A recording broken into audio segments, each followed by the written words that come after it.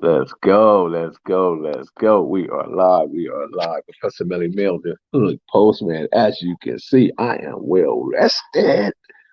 Man, these Saturdays does wonders for the body. I appreciate you guys stepping into the mail room. Shout out to the mail room, nation. Johnny Sullivan, G. Foster, E. Money, Monroe. What's up, Marlena Williams, Postmaster General. Man, so happy that you guys can be here. My moderators, shout out to my moderators for being such an excellent group, for doing such an amazing job, keeping those trolls off my butt. That's what y'all do. Shout out to you guys. City, hood, click, let's go. That's where we at today. Be sure to drop a notification, click the notification bell, drop a comment down below so when the dope content hit, it'll feel like the person in 15. Professor Belly Mail, you know the vibe. Shout out to the mail room. Shout out to the mail room. I'm good. Man, it's Saturday. Johnny Southern, how are you today, man? Salute to E Money. No junk mail, no bills. That's for sure. That's for sure. And we're waiting for a couple of guests to join. Hopefully they're able to click in because I don't know. The internet in Vegas has been loopy lately. So I don't know if it's me or them. Freddie Curtis, what's up, man? How you doing? Joy from Seattle. How's it going? How's that weather in Seattle, man? Seattle can get pretty chilly. It can get snowing. It starts raining, and it won't stop. I was down in Seattle. What's I at?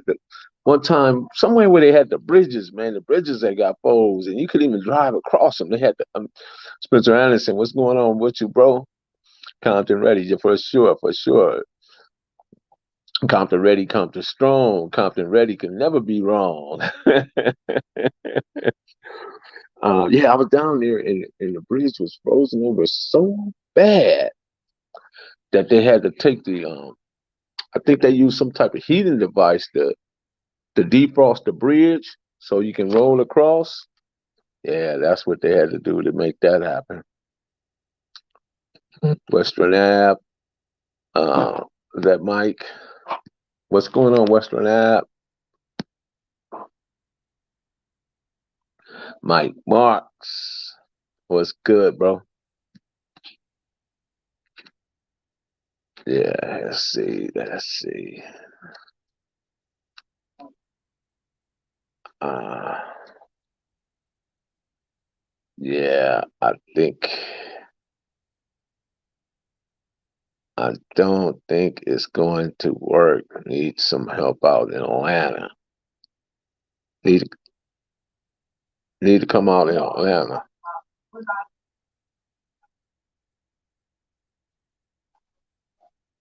Need to come out to Atlanta. What's going on in Atlanta?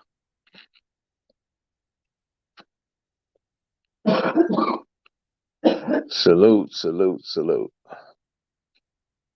Yeshua Muhammad. Yeshua. So what's going on in Atlanta, bro? Joe Farrell, what's going on? Postmaster, Inspector General in this boy, like the button smash. There you go. Yes, when I get time, Western Ave, I want to give you a wrench, but I can't do it from StreamYard. You're going to have to stick around, and I can't get him in here. Ticc, I don't know what's wrong with your let's see, let me drop a link in the chat.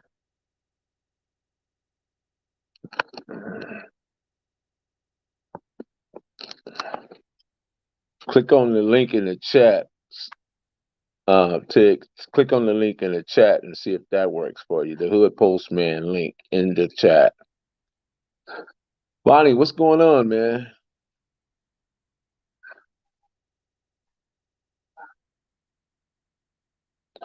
Michael Smith, appreciate you, bro. How you doing this evening, man? How's things going for you, Mike? I appreciate you, man. Like clockwork, man. You jump right in there, man.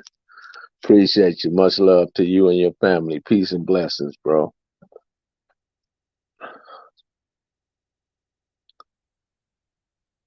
Let's see. I don't think that link is working for Ticc over there. So right on. G Foster, what's good, bro? Let me see if I can get Bodacious to come in. Um, you guys hang tight, hang tight.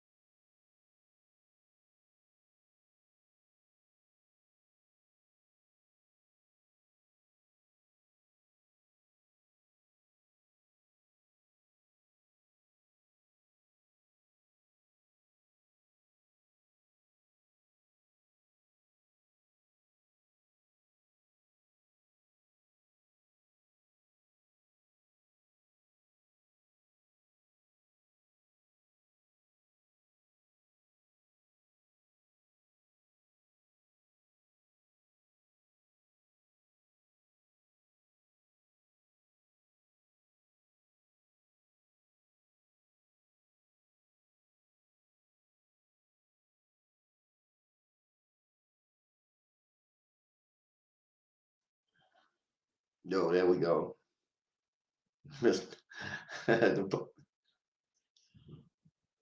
I don't either. That may be it. His Wi-Fi may be tripping. I don't know. There we go. Yeah, yeah. I don't either. Let me try and call him and see what's up. I don't know. All right. Yeah, yeah. Let me try and call him and see what's up. All right. Can you hear me, Melly? Yeah. Yeah, you gotta turn your volume up. Okay, hold on. Let me try and call him and see what's up. Can you hear me, Melly? Yeah. Yeah, you gotta turn Still the volume's down low. Okay, let me go on this one. Let me see something.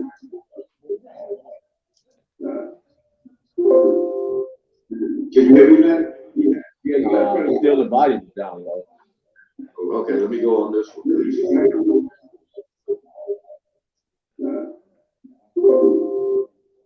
you hear me, man? Yeah, Still the volume's down low. Okay, let me go on this one.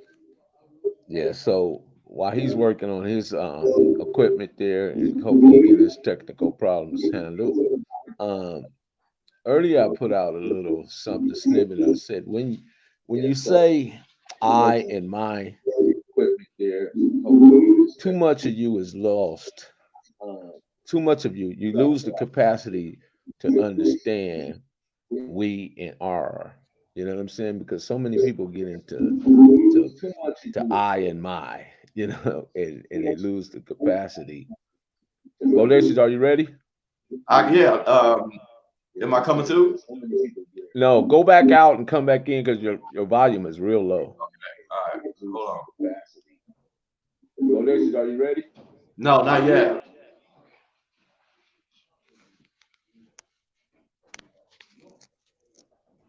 Eyeball, how are you? Yeah, that's what it is. He got to close the YouTube tab and use StreamYard. Yeah, that is a fact, bro. Respect, Bo. Real knowledge, brother. Yeah, yeah, yeah, man. Appreciate you, Terrell. How are you? I haven't had a chance to listen to your video yet, but I will get to it. Big B, Compton Finest. Yeah, man. How you doing, man? I really practice this stuff, man. You know what I mean? To get to this space and frame of mind and not be reactionary, especially to things that don't add volume or grow or improve you in your lifestyle and the things you like and enjoy in life. You know what I mean? Some things you just gotta just sweep them out the door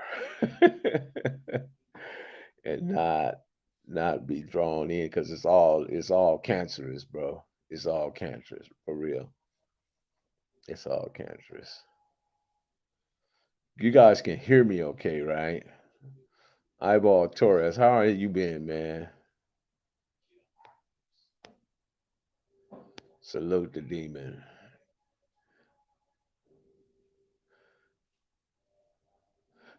You like brothers who listen? Peace, man. Doing good. Bodacious always has some deep insight. Yeah, he does. Freddie Curtis. I've been raised by some okay, right on, man. Right on. Good, good, good. Mustafa Williams, I guess my B. Daryl won't come back after.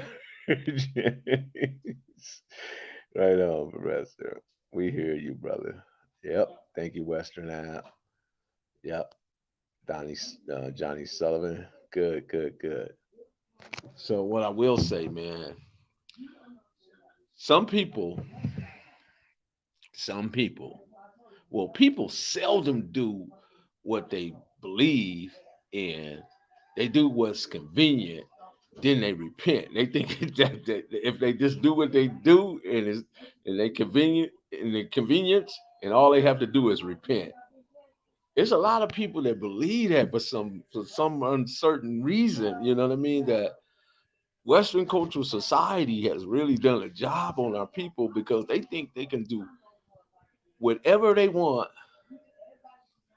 and at the same time, all they got to do is go repent for it. But karma has no expiration date. Karma is real. When you do good, good comes back. When you do bad, bad things come. You know what I mean? So I base everything I do on universal principle, and I understand that religion has been used as a tool to enslave. It has been used to as a tool to control the masses. I understand that very well, and I think that some of our people get so sucked in and caught up by orthodox religion because religion needs to survive, and the only way to survive is it has people that's running to it, that's putting their money into it. So, but a lot of people don't know that in Catholicism, the, the true reason why Catholicism don't allow its priests, cardinals, and bishops and popes and anybody these people to marry is because they want to retain the wealth of the Catholic Church. So when you go out and you have you make children, that means they have rights. And part of the property of the church will go out to the children and the mothers and all this. So in order to keep all the church's riches, they can't allow the priests to have children because you have to provide for those children and you have to provide for those wives. So part of their plot is to not have no women where you got priests marrying women or cardinals and so on and so forth. Because in that means you would have to get rid of some of that generational wealth. And they don't want that. They want to retain all the wealth within the Catholic Church. Yeah, you're right, bro. Yeah, yeah, yeah. Arabian eyes and European eyes, and I tell you all the time that religion in itself is a psycho-philosophical vehicle, spiritual and intellectual enslavement. And it has three ends. And the three ends are underestimate, undervalue, and marginalize. Bodesia, can you hear me? Yeah, can you hear me? Yeah, I can hear you. Still kind of low, but do you have a? Are you on the StreamYard? Or are you on YouTube link? Well, I just went to the link. I just went to the link you just sent me early on. Okay. I don't. And I'm on I my don't know why your phone. volume's so low. Maybe. Oh, wait, wait, wait. Let me see something.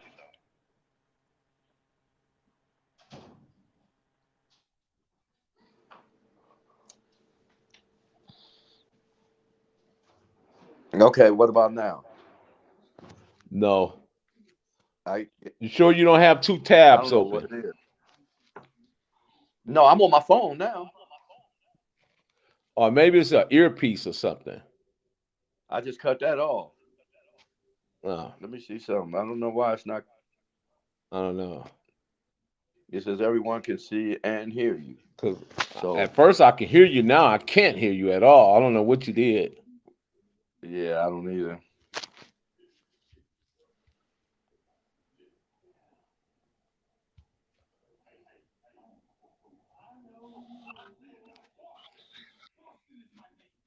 I hear you pretty good. Okay, I'll try to manage. I'll try to manage, but let me say this: can everybody in the chat hear Bodacious?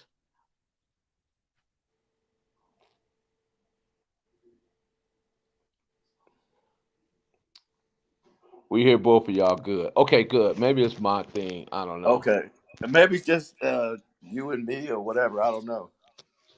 Yeah. So what I was getting at, the mental malnutrition and the degradation and the ignorance and disrespect has partly, if not at all, of us made us all victims of the mental drive-bys, misleading its consumers with misplaced aggression, anger, hate, jealousy, envy, all the things that ruins a good relationship between a culture. You know what I mean? That it helps destroy a culture inside out.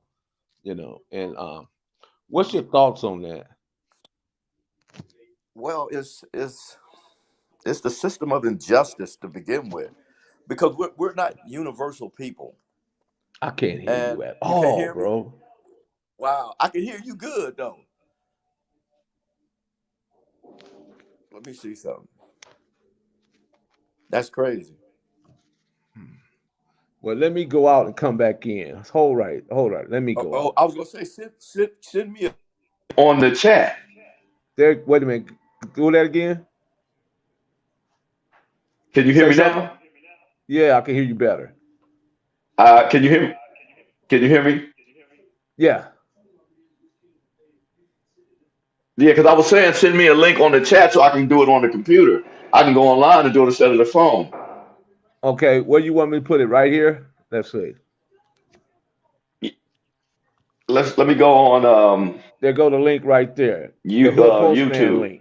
Use the Okay. Hood Postman link. Okay. All right, I'm going on there now.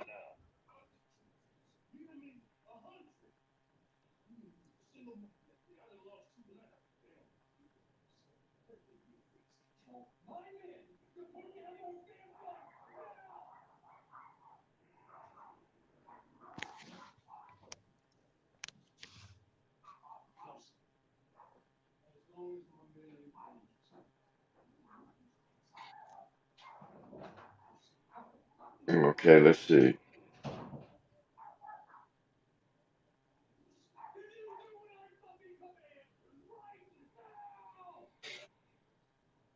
Okay, let's see.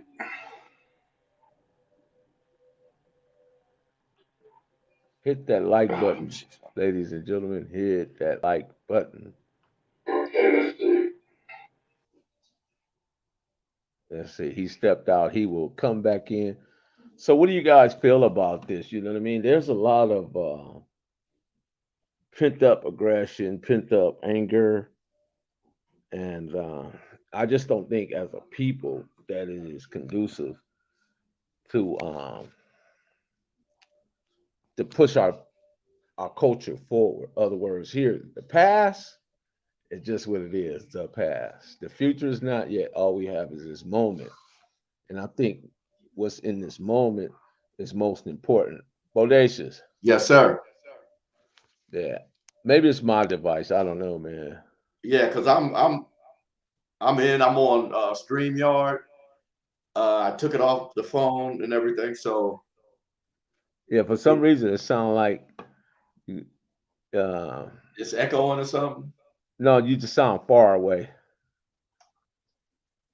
Yeah, I went to school actually with the Linwood Bounty Hunters, Harvey Brown, Pee Wee, Skull, and all those guys. I went to Whaley with those guys. I'm working on my mic right here. Let's see Yeah, they something. do need healing within themselves, you know. They say they hear you perfect, man. Oh, okay. Well, it's that maybe you, Melly. Yeah, it could be me. It could Yeah, be. I turned it up to the Cynthia max. Nunn is in the house. Hello, Cynthia. How are you? So go ahead, Bodacious. Let's hear what your analogy is. Well, I mean, you have to look at the whole um, system of injustice. I mean, white supremacy. You talk about we were born into something. Um, that was already put in place for us to be confused and basically less than. As, you know, they took us out of a natural habitat, or even the ones, because like I said, even the more information I'm coming across, and a lot of us was already Hold here. on, Bodacious. Let me try something. Let me try something. Let me try something.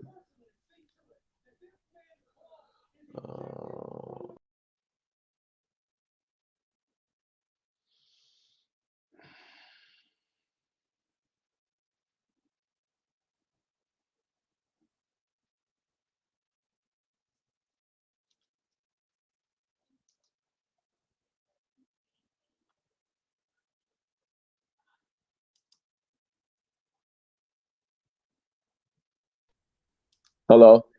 Yeah. Now, see, yeah, now. Yeah, you're clear now. You know. Man, I'm loud and clear now. Go ahead, Bodacious. I was like, wow. Yeah, because I have, I'm one of your biggest fans. You know, I don't claim to be a groupie or nothing, but I'm one of your biggest fans. You know what I'm saying? Not just from the podcast, but from, we was together before this stuff even, we came aware of certain things. I would go ahead. So it's always a pleasure, Thank to you, man. try. I appreciate that. I respect that because what people don't know, let me share this with them too, Bodacious. Yeah, we know both of us know Big Sherman. We went to school with Big Sherman and Stephen Evans. Um, Correct.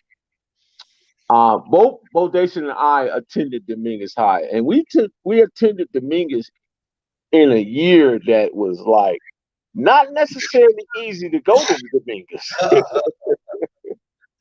It wasn't easy to go to school, period, in Compton at a certain point, Uh-huh.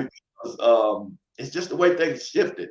And it boils down to basically the psychosis and sociopathic behavior, just the and a lot, like I do a lot of studying on, because I ask myself, why do I behave like I behave? I come from a really well background, born on a farm, you know what I'm saying? Very cultural, religious, go to church every Sunday, 2 or 3 times a week on Wednesdays, Bible study and stuff like that. I read the Bible and all these things, but life still wasn't going correctly. And I knew something wasn't adding up, Uh-huh. from substance abuse to gangs to prison. And stuff just didn't add up. You know what I'm saying, Melly? I'm like, hold it, wait a minute now. What's up, Karate Man? Who's Uh, that, Ticc? Karate Man. My brother-in-law just walked Oh, in. The original Karate Man from the oh, Grand. right. Okay. Because back then in the 70s, everybody was doing a little bit of that Bruce Lee had everybody doing that thing for a minute too. Right. Bruce Lee, Jim Kelly. Yeah, right. And Jim Kelly was on Compton Boulevard, Yes. downtown Compton. A lot of Yes. people ain't know it, and it was just something that we got into it. And once African Americans or Africans or whatever they call us, Kibalanians or whatever, once we get into something, we master it. You know what I'm saying? Because we have to be like 3 to 4 times better than the average, person in a society where we're looked on as less than. Mhm. So they make us 10 times sharper than if we were just, because you have to understand, if you were inferior, like you have inferior species, like the Shout out, doo shout like out to Trap Star.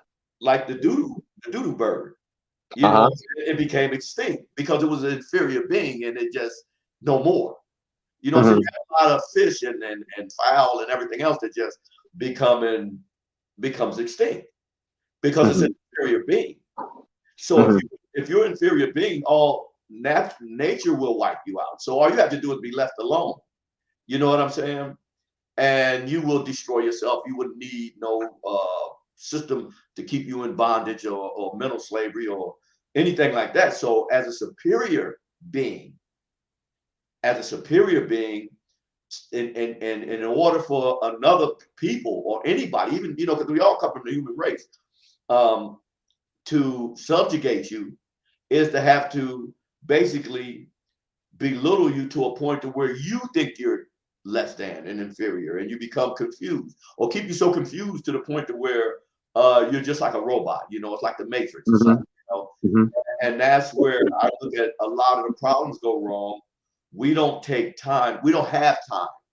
You know what I'm saying? We were born into something, so from the get go, either you born into so much poverty to where you 10 and got to go out there and take care of your family and fend and get food at an adolescent. You know what I'm Uh-huh. saying? As a child. Uh-huh. So by the time you're a monster by the Hey, time Ruby. you're 20. By the time you get 20, either you kind of made a choice, and then you had a lot of good people. We have a lot of good people in this So, country, you know. look, I like to ask you this question too, Bodis. How do one allow a subculture to become primary in its life when you have a whole nother culture that's evolving around in North America, but yet you take the subculture and that becomes primary in your life? But at the same time, you realize that the subculture is not going to supersede the culture of what everybody else is participating in. Well, the subculture is basically a culture built on struggle and it's just to survive. Uh, Mm-hmm. we're you look at African Americans in this country, we're like the COVID virus. You know Uh-huh. what I'm saying? We just pop up here and now we got to do everything because everything's against us. You know what I'm saying? Everything's against us. You got disenfranchisement, you got racism, discrimination, and slavery, and every ill you can think of to keep you from being a universal person. You know what I'm saying? Where if you had the opportunity, you get just as much opportunity as anybody else. So that's why you have affirmative actions and all these other uh, trinkets they give you to keep you confused. And that's the thing where we choose a society preying on each other. You know what I'm saying? Because all we know is what we all we know is what we've been taught from Christianity. Because if you do a survey on Christians, mostly everybody I grew up with and come around with, mostly the black people I knew, grew up in the church. But when I got to the pen, them same people that are in the church was in prison, in gangs, or in any religion.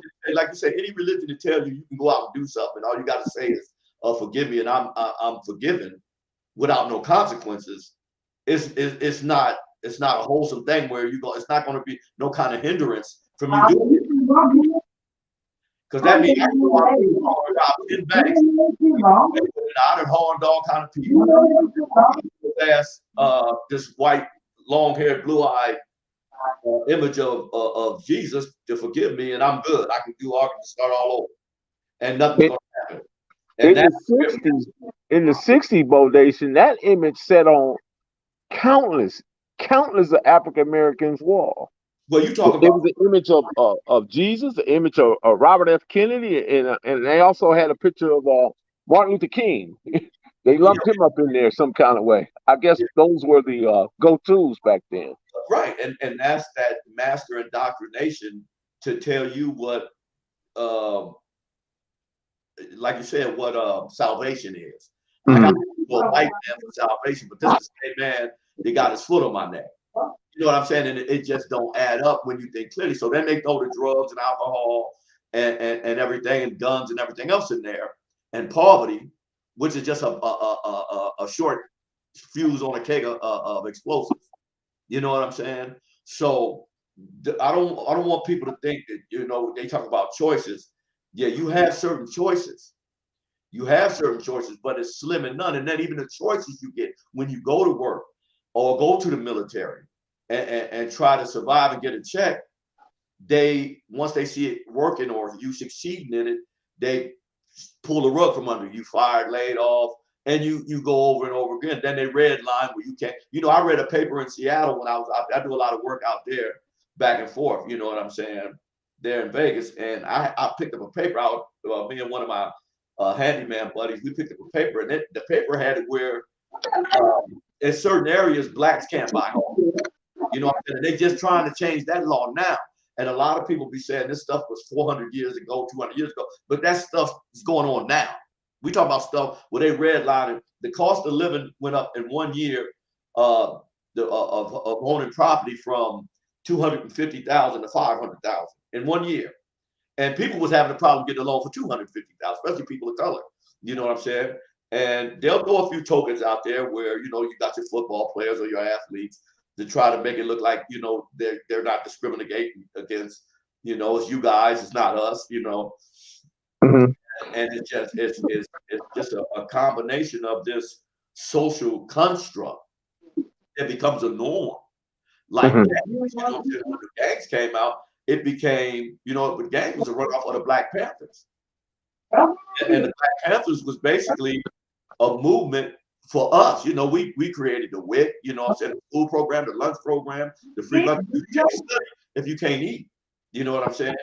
So they came up with a lot of good, but it was working for Black people. So they had to go in there and destroy Fred Hampton, Huey Newton, lock up, Geronimo Pratt and all the rest of them, and dismantle it.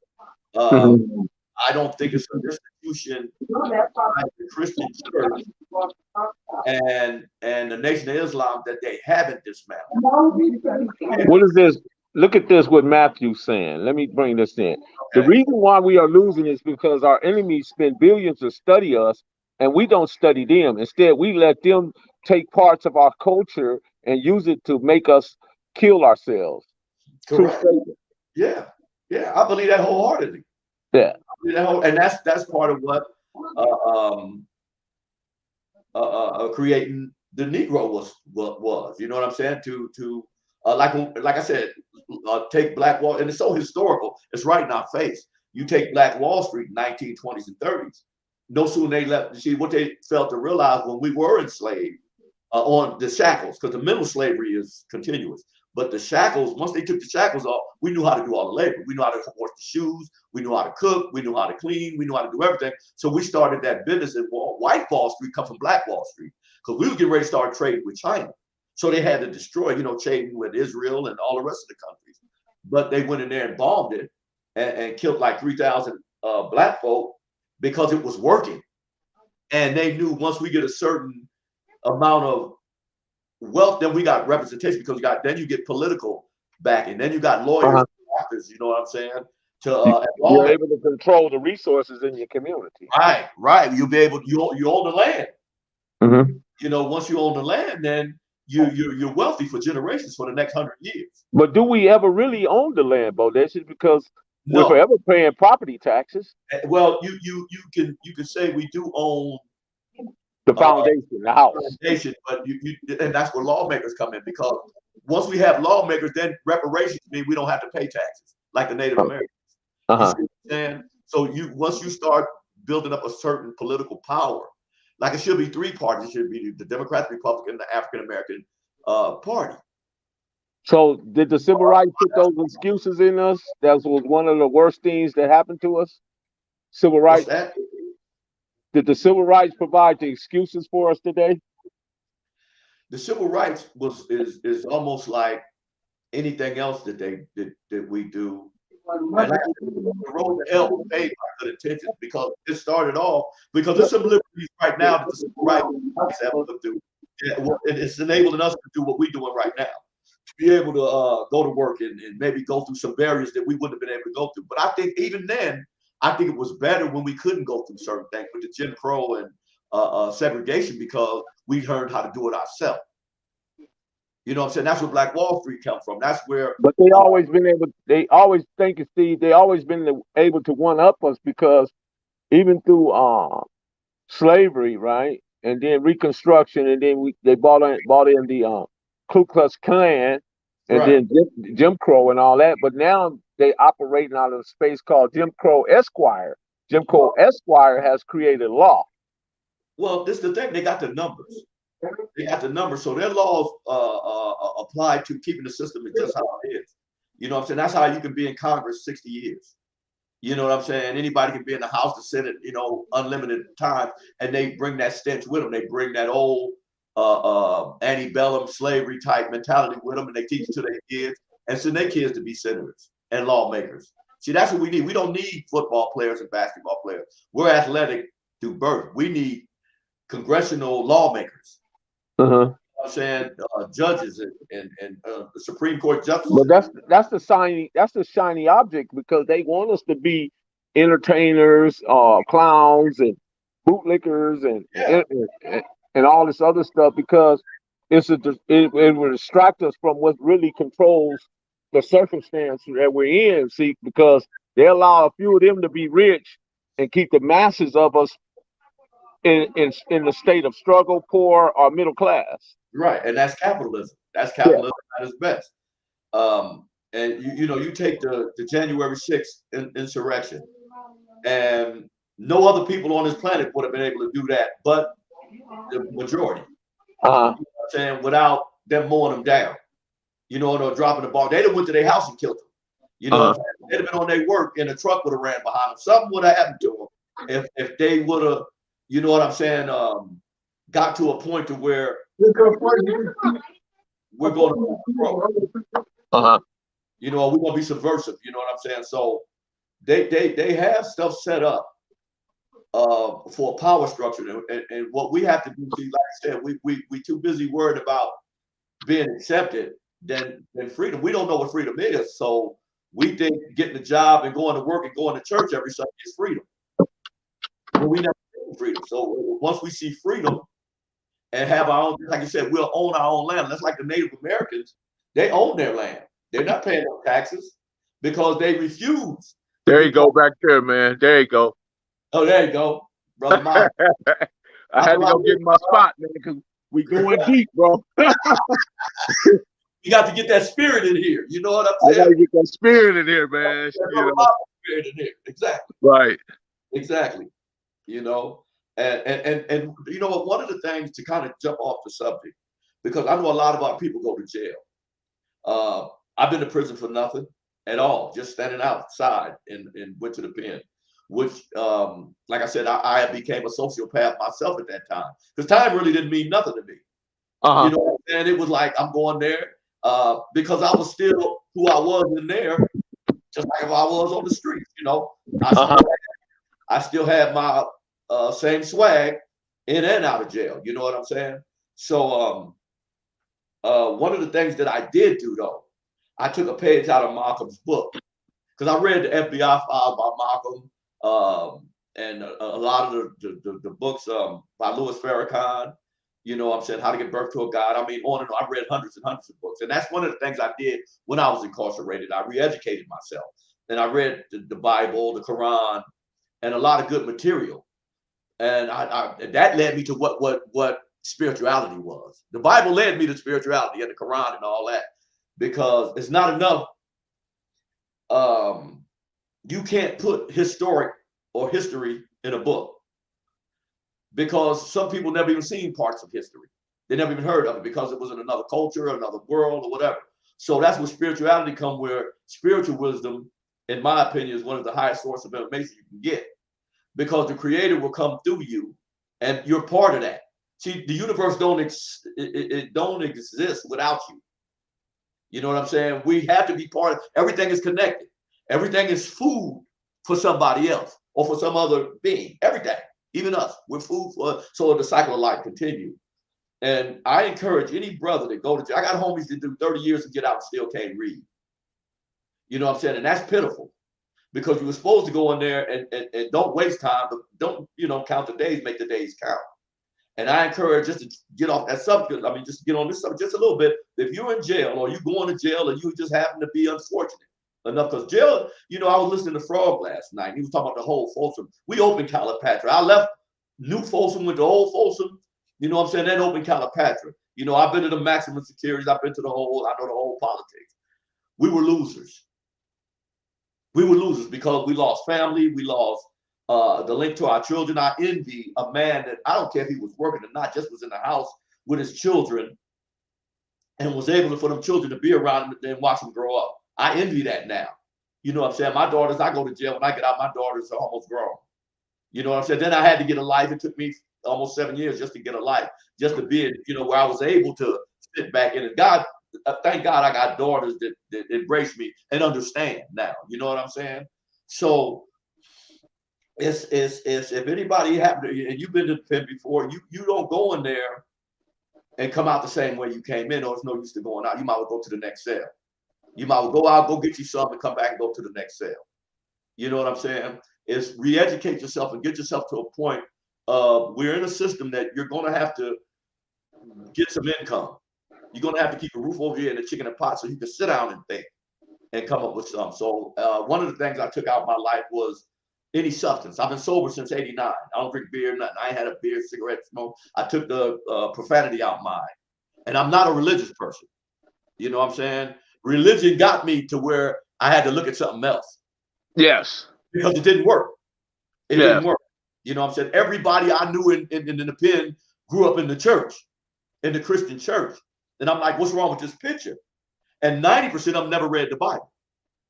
So you can sit there, and that's to say, it's a construct that's a getaway. You know what I'm saying? But it hadn't proliferated us to love each other at any point. Right. You know what I'm saying? So what I had to do was learn how to love myself. So once Absolutely. I learned to love myself, I was able to learn others, and I learned how to make a living, a decent living. I got 5 trades while I was in there. Uh-huh. You know, electrical. Because you understood that one day you was gonna be free, and Yeah. if you didn't gather those 5 trades, you would come back and revert back to the same thing you were. You would do the 360. Other words, you would have wind up in the same position that you started from. I'd have went back. I'd have stayed out. I would have went to a furlough. I'd have went out, got me some, got loaded, and came back. You know what I'm saying? Right. Which I've done several times before I matured. You know what I'm saying? Until I got about 35. That I'm talking about from 15. I would say from 13 to 14 to 35. I was already, like I said, I didn't get out till I was 40. You know what I'm saying? In and out of jail my whole life. You know what I'm saying? So that's when like I said, there was a point to where, and this is the trip, I was at Calipatra, and I was running around the track, and it was like 100 something outside, humidity. And I was running like about, I'll say I was running about a mile. I could run a mile, maybe 4 or 5 times around the track every morning. And it was hot. And one of the COs stopped me. He said, man, look, you're going to pass out here. He said, why do I catch you running like this every morning? When I see running like this all the time, you know what I'm saying? I said, because when I get out, I know I'm going to have to work 20 years for somebody. So I got to get in shape. That's what my mind was. I got to get in shape to go out there and go to work. You know what I'm saying? And he said, man, you're the only brother I ever heard say something that positive. Keep running. He said, there you go. Running. He said, keep running. And so let me drop this question in there for you, though.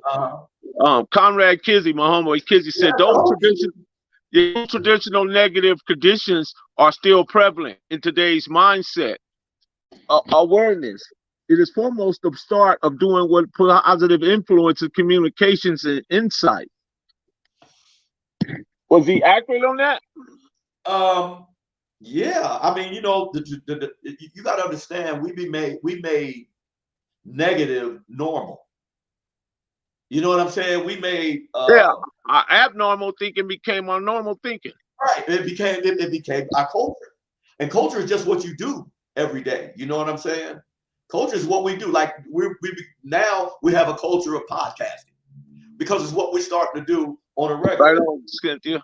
You know what I'm saying? It brings on a different way of life. See, can I bring Cynthia in here to add to the conversation? Let's get her perspective. Cynthia, you know what I'm saying? One of the real ones. You know, I got a lot of love. Cynthia, jump on the Hood Postman link if you can.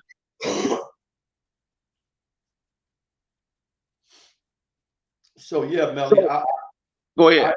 I understand, and the hardest thing was for me was a brother came around, and I was walking the track in the pen because I mostly educated myself inside, and he said, "Wow, man," he said, "You said that N word like 60 times." I said, "Man, yeah." I ain't said that once." He said, "Yes, you have," and I said, "Wow, that's crazy." You know what I'm saying? He said, yeah, take that out your vocabulary and get the dictionary and start, the same Malcolm X thing, start reading the dictionary. So I took out the cuss words and put English words in it. You did exactly the same thing I did. Every notice, I put that in there too. Even when I had my exchange with Frog, so to speak, I don't never use a vulgar vocabulary because I think that people use vulgar vocabulary when they only lost for a better word or statement to make because they lack the word dexterity to exchange in conversation. You know what I'm saying? It's a dexterity to it, and you got to be able to understand that this is mental gymnastics when you speaking in terms, especially of culture conditioning, cultural constructs, and cultural awareness, and being culturally competent. There's a way to do it, and there's a way not to do it. You can't be oporious and tumultuous in your tone. You know what I mean? You just can't. You got to be able to reflect You got to be able to, exactly what you say you are. and it's like you have to live it.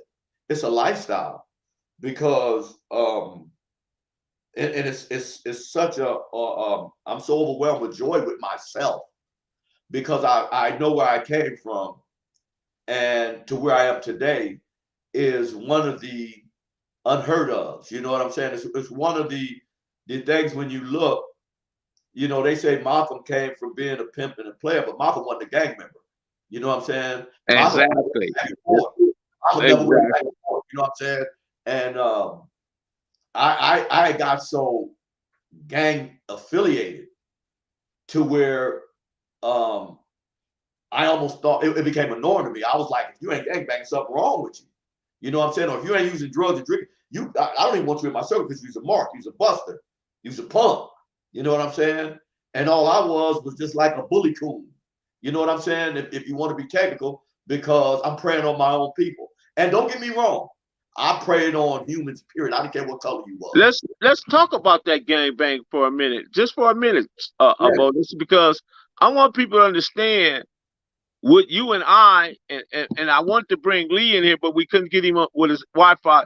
But on our experience at Dominguez High, because one thing about it, they understood who we were because we didn't hang with them. It was easy for them to say, "Well, shoot, they must be the Crips. Right. They not over here with us." Well, Ellie, we was the Crips. You know what I'm saying? Yeah. And that's the difference. Yeah, That, what was interesting about that, even though you stayed off of Alondra and I stayed off of Rosecrans, we yeah. found each other in school. And, You know and what that I mean? is crazy because it's like what a lot of people don't understand that pre-gang, pre-gang, we all I was talking to the homie Fred Martin today about how Shout out to my boy Fred. You know that's my guy. right, right. You know, they all watch. They may not say nothing, but they be watching. You know what I'm saying? Okay, You okay. know, I like. I was telling him that we were so close that even like with us in the South and the Atlantics and stuff, it wasn't no Atlantic or South or in No, hood or corner pocket. It was just Comptonites. We played together. We went over each other's houses. We knew each other. I was over at earshot, or you know, from Lucas Park, and this was one too long ago, maybe a year ago, and it was so crazy because I felt safer over there with them than I did with the whole set tripping in my hood. You know what I'm saying? right, And I'm right, right. like, this ain't how it used to be. So I knew the dynamic had changed immensely. But one of the other little Dabu dudes walked up to me, older dude, he said, Bub. No, he said, Gary Prator. He said, Gary Prator. I said, what's up, man? I said, I remember. He said, man, I know your whole family. I used to come over to you guys' house and eat, played electric football. You know what I'm saying? I know Dean, Dina, Gregory. Me and Gregory was in class. I was like, I can't think of his name right now. He said, yeah, man. He said, man, I remember. He said, we were all cool. Paul Moore, you know what I'm saying? Ronnie Wilton. I mean, and everybody knew everybody's parents. Uh-huh. You know, the PTA meetings. Mother of them was going to PTA meetings. And you got a chance. You had extended family. I could walk down the street, and if something was wrong, I could go like if me and Noonie just say had an argument, I can go to his mother and she'd sit us down and like, you know, get yourself something to eat. You want, you know, stay over here a while. You know what I'm saying? And you and Noonie, you know, it's over $10 in a dice game. You know what I'm Uh-huh. saying? And it would never be that. You would learn to forgive him and give him his $10 back because I probably cheated, or you know, we was drunk, or whatever the case. You know what I'm saying? So we always had a way of mending things even when the gangs came out. Because Pyru was, I gotta swear, Pyru had to be out 69. The Pyru boys had to be out 69, 70 early on anyway. Because when I was going to Kelly, I remember Jeffrey Miller, Ezel Miller, you know what I'm saying? Rest in peace, Diamond. That was my buddy. We was at elementary school. And I'm talking about hardcore dudes. I ain't talking about no marks and none of these dudes that just claim. I'm talking about dudes that if something happened, they at your front door. Or you got to get that fame. You know what I'm saying? bartender, me and his little brother and sisters and them played together. You know what I'm saying? And not bartender, but part time, part time. Part-time. I Yeah, I met him. grew up with bartender. I played Yeah, with bartender. Well, bartender was a bigger homie. His brother Malcolm, and then his brother Jamie, and he had a yeah. brother, and they had sisters too. But a lot of people don't know that Right, bartender right. had sisters. Yeah. And what, so and Tony Toll stayed right around the corner from me on Caress. You know what I'm saying? And you had to understand, you had Big Country, the Benders, Turtle, original Kelly Park Pyru. You know what I'm saying? One of the founders of Ludus Park and all them. Them dudes was all in our community before '72. So I'm talking about the '60s, the Bradfords. Yeah, I'm talking about the I '60s. You know, remember the Bradfords. yeah, on Butler and all that. So we Yeah, had a they went to report, school with us. right? We had a report anyway. You Yeah. know what I'm saying? So it just got to the point to where even when the boys' home and them came to Compton, you know, on Santa Fe and Pine, and because that's what brought the Crips to Compton. Wasn't no Crips in Compton, but brought the Crips to Compton was Bob Simmons and Right. Ticc in them when they had the boys' home on Atlantic, and then they had one on Santa Fe and Pine. Which it was so fascinating, and the Crips were so much of a dynamic. Like we looked at them as like the Black Panthers and a heck of a movement. There would have been Pyru Crips. Like I said, it was for a brief period because that was just a name on the street. And the Carters and putting them, they moved over there, and all the ones that was over there, like I say, Ayatollah Marv and all them that was already over in Fruitown and all that. They was hanging with like the Crips for a minute until the divide came. When the big divide came, because US was you in the room. You know what I'm saying? The South Side. You know what I'm saying? Yeah, You had Black Johnny actually orchestrated a meeting up at Ludus Park with Putin, Baba Louie, Icky Dawson, Bojangles, Herman yeah, Jr., all of them was there. You know what I mean? yeah. We It didn't wanted them go on too well, but it fell out after our then, team. you know. But at the same time, we wanted them dudes on our team. Them was gangsters. Right. Because Sylvester Scott was a beast. I don't care what nobody said. Now I was a kid. You have to understand, I'm 13, 14, and I'm up against Icky, Bartender, and these older dudes. But at the same time, Jimmy Butler and all them, at the same time, they knew my family. Them dudes could have just got me anytime they want. These dudes was hardcore. You know what I'm saying? They wasn't running from nobody. I've seen them go through every hood. Because people talk about the Grandees, the Crip, the Bloods wasn't going through that dude. Them dudes, LB and them went and killed Salty and Nutty Block. Them dudes wasn't playing. They went and Right. got Salty at home. You know what I'm saying? So they were with the business, and they wasn't no punks. So you want them you want them as allies. You know what I'm saying? And we knew them. You know what I'm saying? So them dudes could have been got cats they wanted to get. It's just it was that family tie and that early on relationship that kept them from doing certain things. They kept them from going overboard. You know what I'm The saying? There were what you call gentleman gangsters. They see you with your mother or your girlfriend. Oh man, go home. But I'm gonna get that fade. And they like, little Prator, go home. Go home. I This ain't think for you. the original thought behind it all was Compton was going to protect itself from LA. Yeah, yeah. That and you know what? It was like that because and at the same time, if LA would have came at a different approach, instead of taking hats and leather coats and shoes on the bus on the 33 and all that, you know what I'm saying? Because they it was way up. It was a million Crips in LA. You know what I'm saying? And if they'd have came with the olive branch, you know what I'm saying, and reached out to cats and like, hey, we just want y'all to be part of this a black thing. We want, you know, we were black men before we did that. We want to reach out and extend y'all. We don't want no beef or nothing. If they'd have came with that fashion, I think we all would have been organized and community revolution or whatever they want to call it in progress. I think that would have happened. But when you come in and took you, them was bullies. You know what I'm saying? Because they had the numbers. It's the same thing with the Europeans and the natives and the African Americans. They got the numbers still. It's 85% European and white in this country. So they got the numbers. They dominate.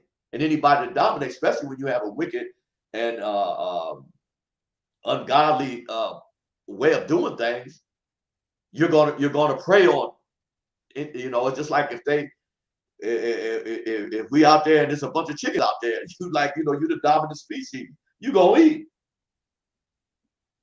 You gonna eat. So that's basically what's happening. But um, the gang thing stems from self-hatred because when it got to a point to where we Shout out start to Big Devil. when we start preying on each other, you know what I'm saying? And you had cats that became socially psychotic because now that we got a few numbers and we think we are part of something, this is our defense mechanism. That Crip thing is our defense mechanism. I can go take the power rule stuff. You know what I'm saying? And then you develop into that because you have to understand by the time I was 12, 13, it was just now coming around. Then when I got into it, by the time I got 18, I'm on them, Melly. I'm talking about you can't even have red eyes. You know what I'm saying? Right, right. I'm at the Dominguez taking Anything, a life. anything was indifference to what you believed in, you attacked it. You got to answer to me. You know what I'm saying? Yeah. And then I had a crew that was behind me that were beasts. You know what I'm talking about? Dutchman, Turtle, the whole conglomerate, the whole Crip car. I'm talking about and this is where my psychosis and all this came in because I was like me and Robert French, may Rob, rest in peace. We one of the youngest dudes. We baby Crips. We one of the youngest dudes at the real Crip meetings. So me, Batman, and all these dudes from LA and Nate and all them and Joe Whitby and Tookie and Jamel and I mean all these dudes, we having meetings up in South Park and in LA. And then when they come to Compton, we walk down the street 100 deep. Right. 100, 200 deep. That's too much power for a kid. That's too much power. So at the same time, now you mess with me, I got an army of soldiers ready to go. Right. So when they come up, because they used to come up to Dominguez. I mean, when they used to come to Roosevelt. You remind me of Head Honcho right there. Head Honcho said, Raymond used to say, I send my baby Crips at you. We were a generation up to them, so we had to prove to them that we were, and I think we were a little more violent than they were. Yeah, because we had something to prove. Yeah, we started bringing guns to the table. You know what I'm saying? But back then, I mean, you still had Chunker, but now you got to go up against Time Bomb. You know, I'm 14, 13. This dude, I'm seeing him knocking some of the Crips out. You know what I'm saying? You like, whoa, homie. You know what I'm saying? He come to you, you draw that, hold it back up, fool. I'll put a hole in you about big as $50. And they're like, this little fool is burning. You know what I'm saying? And then let off. And let off a couple rounds. You know what I'm saying? Because I was that threat. It was that intense. You know what I'm saying? So by the time I get to Dominguez, I would think Jody, Scroncho, Volk, Spud, and the other dudes kind of softened it up for us. But it was still 60-70% Damus. Yeah, because I was there with Scroncho, Volk, Spud, which was Blue and Jeffrey Brown, them and Fish and Tino, Kenny Boykins. You know what I'm saying? Yeah. So they kind of made it to where we could even appear there because before that, when Spud first went and Ticc and you, because you're a year older than me, when you went to, y'all went there a year before I got there. Right. There was me and Ticc and Spud and we was all there in 74. Right. And Spud was there before that too, because Spud was there in 73 too. Spud was in the 11th grade by the time I think Spud was in the 11th or 12th grade. Yeah, he's supposed in the 12th grade. But you know how I got my way in there, man. Two of my homeboys was the biggest dudes at the school. My homeboy Jeffrey Barber, Big Jeff, and my homeboy Harold Gamble. Two brothers, man. They huge, humongous. So they never had no problem with nobody. This is the thing. Even when we got there, it was kind of cool because you had to understand, a lot of the Pyrus that came up there, they were out of school. They weren't born there. They just was influencing Stanley and Ricky Pitts, Stanley Pitts, Timothy Mosley, Tim Mosley, Ronald Mosley, Motor Mouth, Motor Mouth, You had Phil Johnson, Johnny. I mean, you had a multitude of them. Right. I can put their name them And all day that's not counting the fruit town, long. No, Stanley Simon, Bubba Sondland, that was just Louis. Mad Dog, Yeah. Monk, Strawberry, Fly, And Hamilton's, which was Black Love and Bitter Dog, yeah. and Rodney and Gangster Nate, you know. Yeah. They had their own, you know what I mean? They own how we got identified when we was going to Roosevelt, because the Pirates used to chase, because we wasn't nothing, really. We was from Pan Am, we was low ride, there wasn't no gang or nothing. And when we were at Roosevelt, I can't think of the dude's name, was from Fruit Town. And he was hanging with us, me, Charlie Newsom, you know, the Newsoms, the Cheese and them from the Grandies. I forgot Jose. Jose was up there too. Yeah. So remember Jose from Fruit Town? Yeah. But this is the cold part, because the U.S. was you and the Roo, so they all went to Roosevelt because they was all South Park over there. You know what I'm saying? So it was cold because they were kind of like not really tripping with us too much, because U.S. was kind of by themselves too. You know what I'm saying? They just didn't. When the Ludus Park, like I said, when Ludus Park came up there, when they say jump, you say, hey, okay, that's the park. You know what I'm saying? But at the same time, the U.S. were combined. It was you and the Roo. But the little youngsters was David Lemon and the Davises and a whole bunch of other, you know what I'm saying? They were basically younger, so they just got in line. But they would look at us because we came from Kelly. We was from Pan Am. We didn't even really have a title. So they would chase us home. And the bus from Dominguez would stop on Santa Fe and Alondra.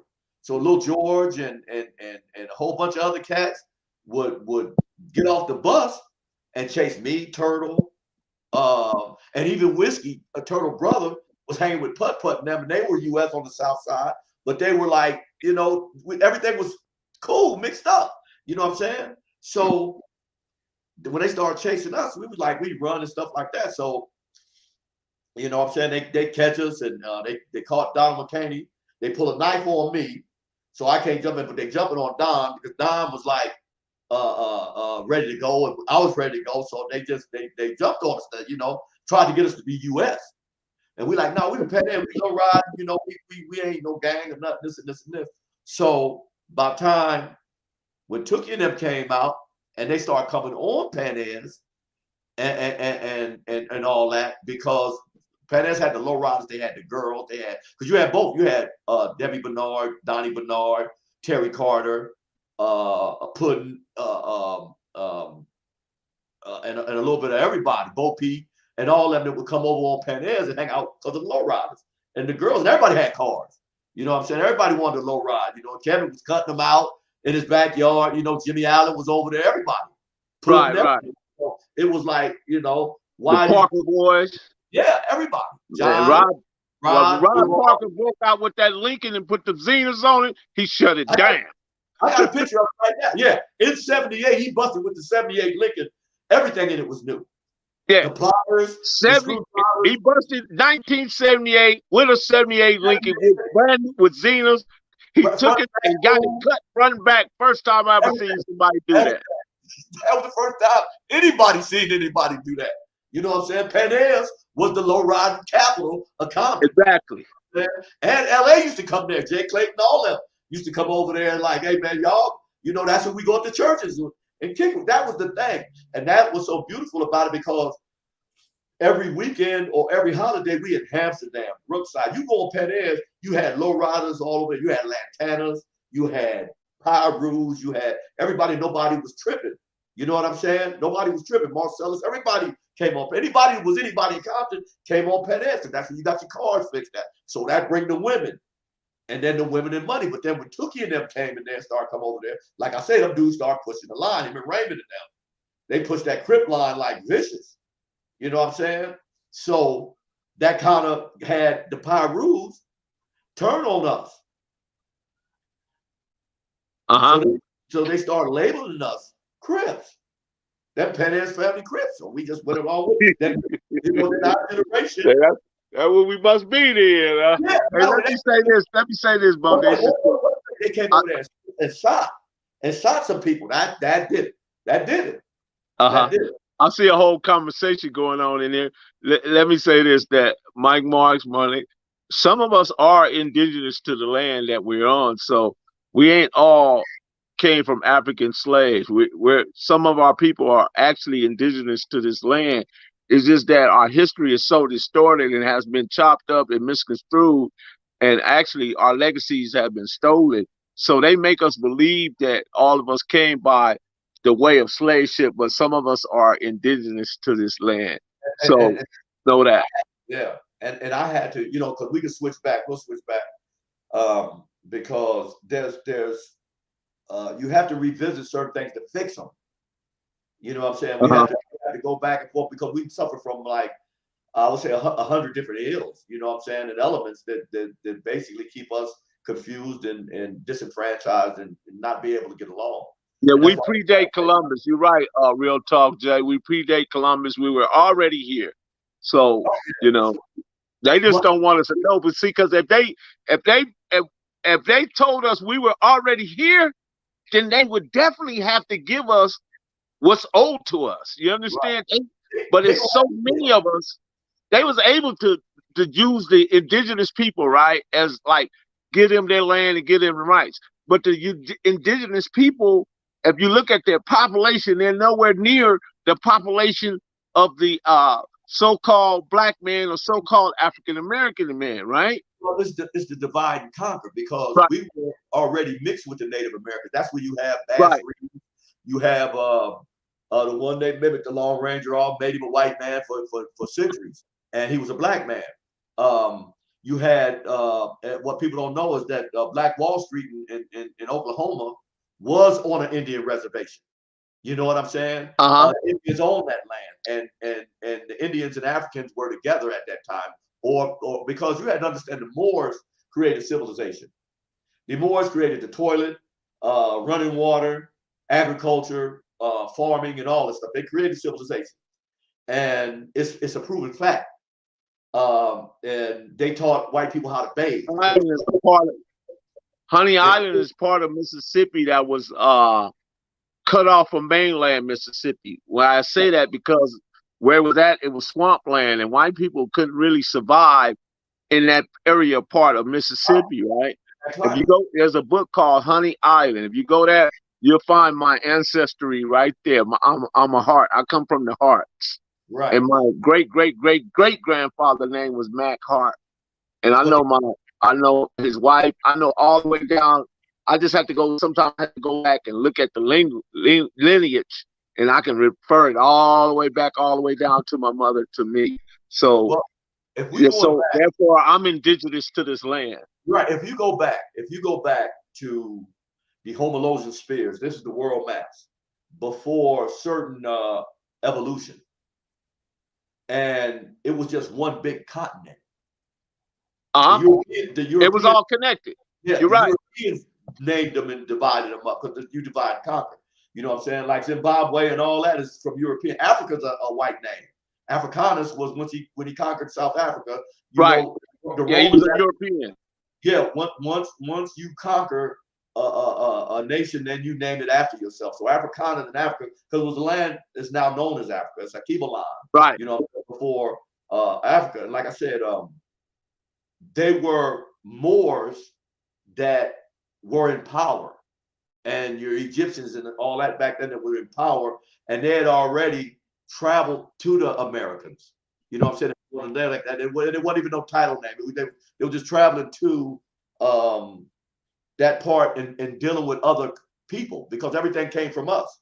So basically, we always are connected to everything. Any kind of DNA test, and you go back to the anthropologist Louis Leakey that discovered Lucy, that was the first human being in the Nile Valley on the planet. So everything is our offspring. You know what I'm Right. saying? Just geographical culture and weather changed the pigmentation. You know, so when we were already here, the Moors and stuff was already here. We had already created civilization and was trading and marrying in with the natives that were here, the different tribes, because it was just different tribes then. You know what I'm Right. saying? You Right. know, and I want to use certain language, but people understand what I'm saying. So when they intermingled with the other tribes, you had black natives Right. been here 4,000 years. Right. You know what I'm saying? Before Europeans even know, the Moors was the navigators that brought Columbus to the Americans, the Right. European. You know, because of exploring. But what they did when the Europeans got here, they were conquerors. I don't want to hear they were pilgrims and they come in peace. And anybody that come in peace don't come with spears and guns and muskets once they get off the boat. You know what I'm saying? And you had a great king in Africa that was never conquered, because when they got off the ship in his land, he never seen shoes before. They had shoes on. And he said, anybody that got shoes on, I can't trust, and they can't be welcome here. And they never was able to conquer that man, because he never let them intermingle with them and deceive them and manipulate them and give them something shiny, you know, gunpowder or spoiled. They would give up spoiled hog head, you know what I'm saying, or something for 8 Africans. You know what I'm saying? Yeah. So, Right. Right. Because yeah, the continent was rich in gold, oil, yeah. diamonds, If platinum, you do coltan. no, go ahead. No, I was just explaining that it was very rich. It was rich. You know what I mean? So It still they were is. coming and seeking those riches. Well, if you know the story of El Dorado, the word El Dorado, like you see on the Uh huh. Cadillac, you do the story of that. El Dorado, the Indians made up a town that was full of gold and tricked the Europeans into getting them to a certain area where they could kill them off and they wouldn't conquer them. The Aztecs, Right. you know, because the Spaniards Right. came and just So let me add to that, right, too, because I want my Spanish speaking brothers and my Latino speaking brothers and sisters, right? right. I want to let you know, until the 1500s, there was not such thing as a Mexican. You No, guys are natives and you're indigenous to the lands of Mexico. You come from the Aztecs and the Mayan and the right. Inca, which Yeah. is South America, right? And So it's funny. therefore, Yeah. you guys were made to be Mexicans from the Spaniards and the French. Well, Mexican just means mixed man. Right. That's what it means, mixed man. And when the Spanish, because a lot of it's funny because I hear a lot of people talk about, well, I speak Spanish, I'm a Mexican. Well, Spanish is Spain. Spain is Europe. You're speaking European. Right. You know what I'm You're saying? speaking European. And Yeah, that's why I'm I saying don't know. that's why Yeah, I don't that's know. why some Mexicans, because of that, because of the Spaniards. Right. And they were conquered, they conquered the Aztec Indians. So they came up with El Dorado. You know what I'm saying? It was a Spook fake. just set by the door. Shout out to you.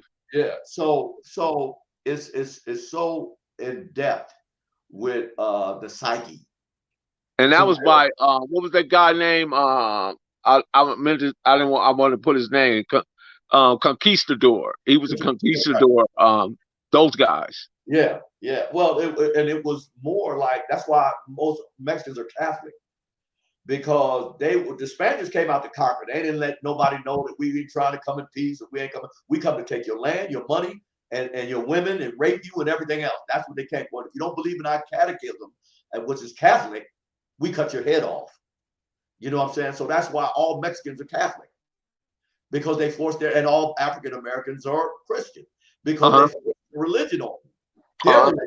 religion. And like I said, through my research and study and uh, Cortez. You're right. There you go. yeah, Cortez. and just overall just opening my mind to try to figure some of this stuff out.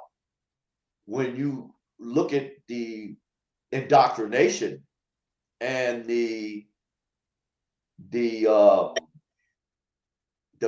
brainwashing that they inflicted on the people, to the point to where they can control us with a chicken sandwich. You know what I'm saying? And it's sad, but it's just Man, that chicken sandwich had all kind of black people lined up for it down there. What was it, Popeyes or something? I didn't go get it. I didn't see. you know the I'm like, you know just the because best you see everybody doing something, don't make it right. yeah, but you know what that's but majority rule. You know what I'm saying? Yeah. So they made almost $200 million off a chicken sandwich. And the best chicken sandwich in the world is when you catch a chicken out the backyard, pluck its feathers, and fry it up and put a piece of regular bread around it. It's the best thing sandwich in the world. You know what I'm saying? And a lot of people never even seen that before. Like I said, I was born on a farm. You know. Me too, man. I used to be there. My grandmother and grandfather had a ranch in Bakersfield back when black people didn't have that. But man, my father used to get out there, wring them chickens' necks, turn around, boom, and the chicken flopping around. Yeah. We can We run it. put them soak them in that hot water and pluck them bellies. We talk about good eating. See, like I say, everything here on this planet, every living organism is food for something else. Right. Because that's the cycle of life. It keeps going. It keeps Uh-huh. going. And I look at, I use universal wisdom, and that's what I follow now. You know, I follow the entity that makes the sun come up every day on time in a sphere without a hanger, without nothing holding it up. The creator of all things that created the ocean to stop at the shore so it don't flood us every day. That's who I prostrate to. That's who I bow down to. Is the creator of all things. I'm not gonna put an idol on him. And that's what I was trying to get my brother to understand last night when he said he tried to misconstrue my words, and you know he was doing a lot of conflating when he was saying, I told him I am a God. I am the God of my life. God created me in his own image. I am not the creator of the heaven or between, but I am a God of this vessel. Exactly. And even when you read Christian doctrine, it tells you you're a God. That's why they say this is not your temple. You're not supposed to destroy it because you're a God. You're created God's image. You know what I'm saying? And when God gives you, according to Christian doctrine, free will to be able to think and make choices, you become a God. Because what you think and put out in the universe, that's why the tongue is so powerful. It will come to life. Everything you think of, everything you look around, just look around you, that picture, the doorknob, all that came from a thought, from somebody thinking about it first.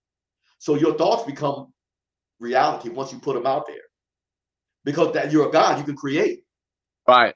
You can build, you can create, you can breathe and everything else. And you have an ability to think a little more than the animals. But at the same time, naturally, animals will protect their own way more than we will. Because we've been inside out. We've been turned into something that we're not. It's like I use and they put everything in movies. One thing about the Europeans, they'll put everything in a movie. It's like Frankenstein. Okay, Matthew wants to know what's your take on take on religion compared to the old African and Native American rituals. I think our spirituality is far more superior than religion. That's what I think. Well, you have to look at religions or rituals. You know what I'm saying? I've been to church where the preacher said, run around the church 7 times and say hallelujah and you'll be rich. And I went $300. We know that. Hey, we know that's not true, right? and when he did that, I ended up figuring I'm gonna be rich. If I did, and then he said, if you put this money in this pot over here, you know, you're gonna get a return on it. You know what I'm saying? Through blessing from God. I'm still waiting on that return. You know what I'm saying? So I kind of like start, and I'm gonna tell you, when you start tuning in to the universe and just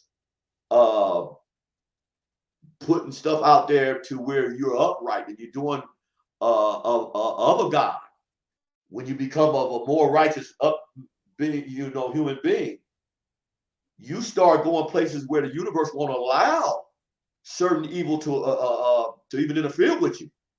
Because that's just the aura you have. It's like I remember I went to church and the church closed.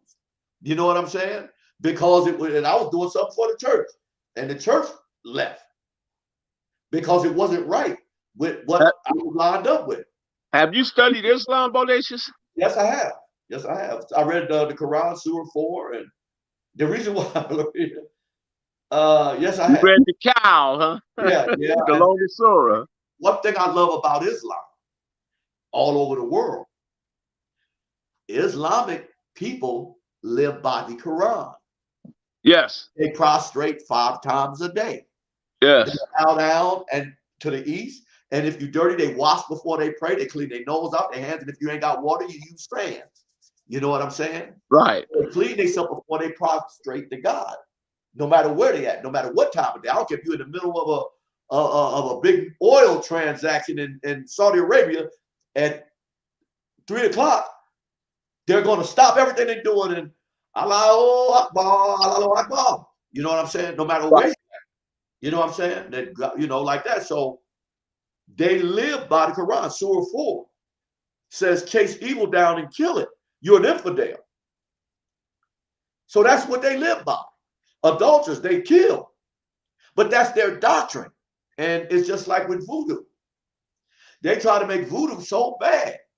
But any religion had good and bad in it. Anything got good and bad in it. Religion, voodoo was created to keep the white man from scaring him so much that where he would back up off of him. Hey, I'm like this. Give me back the witch doctor. Give me back the black ruler. I'm good. Man, because see, what they took from us, I mean, even with 666, the protons and all the rest of that, and took it and made it evil. They made voodoo, they made Amen Ra evil, but they say amen after every prayer. You know what I'm saying?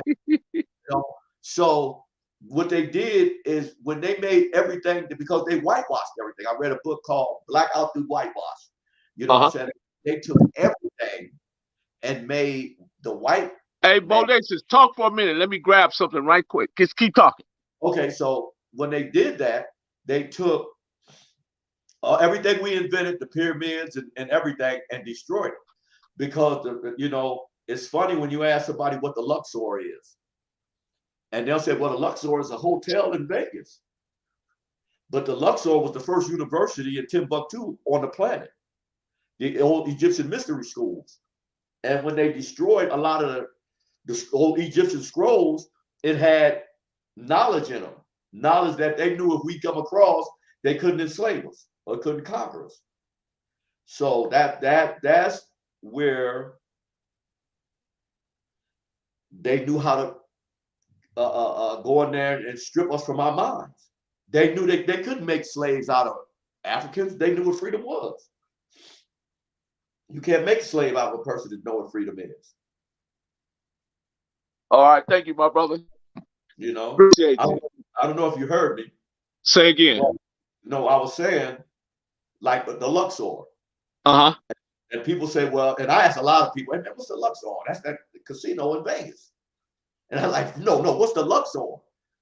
And they like, it's in Vegas. I can show you a picture. I can Google it right now. I said, no, Luxor, these are youngsters. You know what I'm saying? I just try to give them to broaden their horizons a little bit. The Luxor was the first college on the planet in Timbuktu. And it was the old Egyptian mystery schools.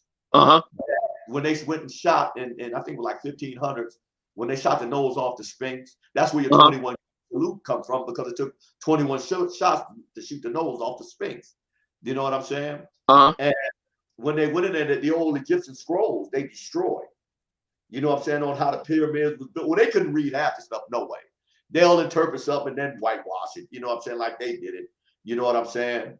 But we were so advanced, and that's why I say we were gods, and we still are gods, because you have to understand, when the pyramids was created, the creator, Most High, had to be talking just to us like we talk to you.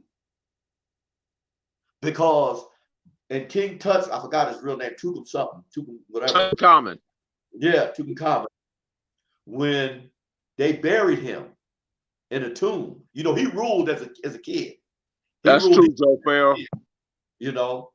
Right. That's what I'm looking for. I can't remember everything, but I'm getting a little older, but verbatim. But I remember like this. So they had astrologers and agriculture and mathematics and algebra is an African name and all this. To every 50 years, a star will come up in Egypt and open the door of the tomb without a battery, without chains, without electric motor or a gas motor, because of the genius that the creator gave us. And what I think we got a little arrogant to say back then, because we allowed somebody to come in and take that from us. You know what I'm saying? King Utmost created algebra, and Hotep was father of medicine. So yeah, a lot of those things was created right then and there. But we know that the Greeks have taken responsibility for a lot of those things that was created right there in ancient Kemet Right. And Imhotep, I think it's Imhotep. in Hotep. Yeah, Imhotep. 6 Not only, protons, 6 electrons, and 6 neutrons. Carbon, the foundation of melanin, the substance that makes us various shades and browns and blacks. You're right, brother. You are right. absolutely correct. They made that evil, the mark of the beast. So they try Uh-huh. to make it like we're devils, like Uh-huh. we're bad people, you know what I'm saying? But we're not. And it's just the opposite. Right. So it's just like Imhotep was not only a medicine man, he was a lawyer, a doctor, and several different entities, and they couldn't believe how one man could know so much. You know what I'm saying? Because he was Thank you, brother. God-like. Uh-huh. You know what I'm saying? Because the creator was speaking straight to us. That's how we built the pyramids and everything. And they try to say, well, Martians came and did it. Well, if according to Christian doctrine, if God is in the sky, he's an illegal, he's an extraterrestrial. You know what I'm saying? He's extraterrestrial. If he ain't here, he's an extraterrestrial. Did y'all say he up there? He's an extraterrestrial. Okay, well, whatever. You know what I'm saying? And we don't look at it like that because, like I said, we were born into captivity. And we're still captive. We're still prisoners of war. But it became normal. It became normal to get up and have to go to work for 30 years for a vast majority of human beings in America, just to keep the other 1% rich, and that's servitude. And then once you figure it out and you try to bring people with you, all the ills and roadblocks and hurdles and everything they go out there, from redlining to not getting you a loan to unemployment to drugs and everything else. Because like I said, we don't make Smith & Wesson, we don't make Jack Daniels, we only make toilet paper. You know what I'm saying? So well, I got to back you up a little bit. Jack Daniels was actually created by a black man. Yeah, so was everything else, but they took it. Yeah. And it's had by a white man. You know what I'm saying? And that's whitewash. Yeah. That's a blackout through whitewash. You know what I'm saying? Right. They didn't take nothing. You read T.J. Rogers, 100 Amazing Facts About the Negro. Right. J.A. Rogers. Yeah. Even if you go to Francis Wilson Crest, if you go to Dr. Claude Anderson. Yeah. And Dr. Naeem Akbar, when we breaking the chains of psychological slavery. And then you got our sister Sahaza Ali that said, "Are you still a slave?" And right at the back of the book, there's a quiz where you can answer and figure out whether you're a slave or not. So a lot of you will be shocked by taking that test. Yeah. Oh man, and it's so deeply embedded. And one thing I can say about the internet.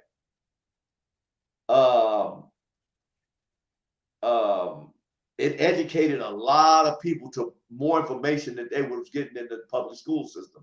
True.